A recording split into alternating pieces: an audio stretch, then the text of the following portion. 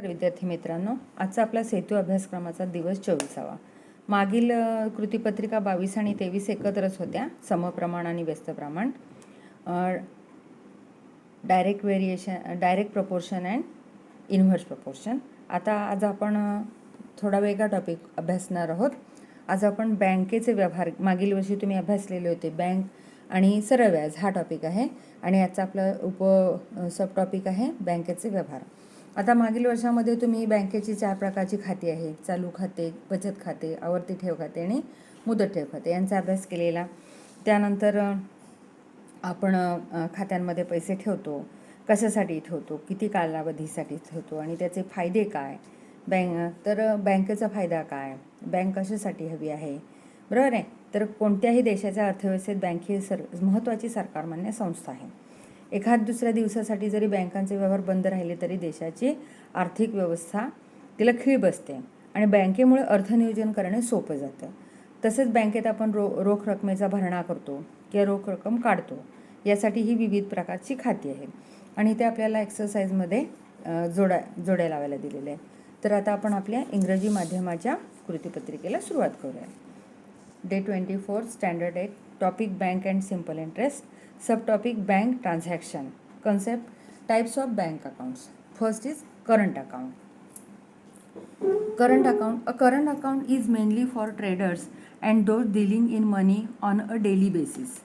An account holder can deposit or withdraw money anytime, any number of times in a day. The bank issues a passbook for this account and also a checkbook on demand. The bank does not pay any interest on the money in this type of account. Money can also be withdrawn or deposited by check. म्हणजे हे खातं कशासाठी आहे? ट्रेडर्ससाठी, व्यापाऱ्यांसाठी हे खातं आहे की जिथे काय होतं की कितीही वेळा दिवसातून तुम्ही पैसे ठेवू शकता, पैसे बँकेतून काढू शकता. यासाठी बँक पासबुक आणि चेकबुकची मागणी केल्यास पासबुक आणि चेकबुक देते, परंतु या खात्यावर आपल्याला व्याज मिळत नाही. चेकच्या सहाय्याने बँकेत पैसे भरता येतात किंवा काढता येतात. त्यानंतर दुसरं अकाउंट आहे savings account.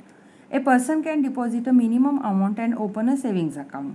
In some banks no minimum amount is required for opening an account. The bank pays some interest on the basis of the daily credit balance in the account.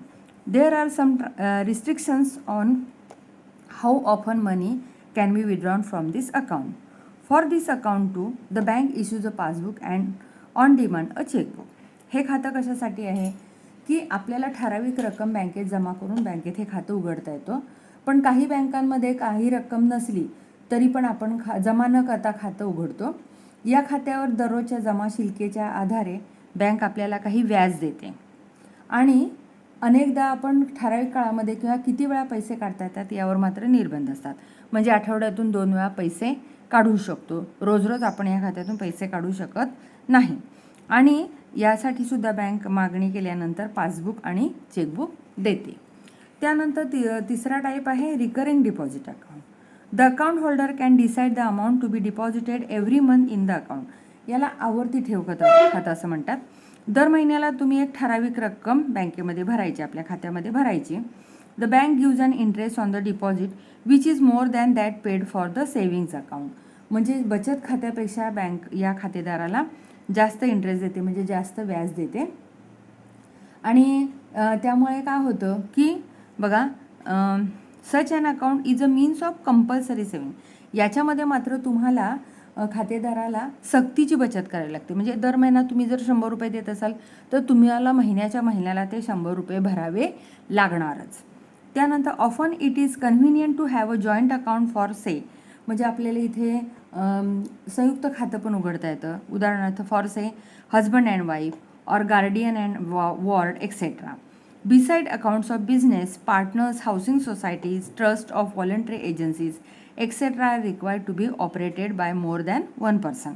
म्हणजे उदाहरणार्थ पती पत्नी, पालक आणि पाल्य इत्यादी. तसेच व्यवसायातील भागीदारी, हाऊसिंग सोसायटी, सेवाभावी संस्था यांच्यासाठी सुद्धा बँकेतील खातं एकाहून जास्त व्यक्तींना वापरणं जरुरीचं. म्हणजे याप्रमाणे या खात्याचा उपयोग होतो. त्यानंतर फिक्स्ड डिपॉझिट, मुदत ठेव खातं. म्हणजे काय? A depositor deposits a certain amount for a fixed period in the bank. म्हणजे एक अमाऊंट, म्हणजे समजा 50,000 किंवा 1,00,000 अशी ही बँकेमध्ये काही ठराविक कालावधीसाठी ठेवते. This deposit attracts a greater rate of interest than the savings account. बचत खात्यापेक्षा त्याच्यामध्ये जास्त व्याजदर आपल्याला व्याज मिळतं. कारण however these rates are different in different bank. वेगवेगळ्या बँकांमध्ये हे दर वेगवेगळे असतात. Senior citizen get a slightly greater rate of interest than the usuals. ज्येष्ठ नागरिकांना नियमित दरापेक्षा थोडा जास्त व्याजदर मिळतो.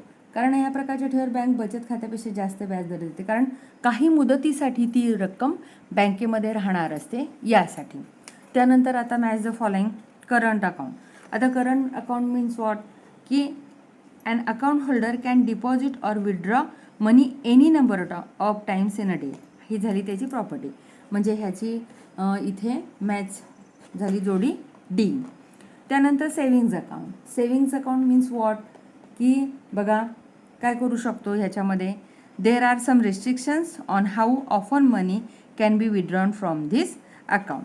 हे झालं सेविंग अकाउंटसाठी. त्यानंतर रिकरिंग डिपॉझिट अकाउंट.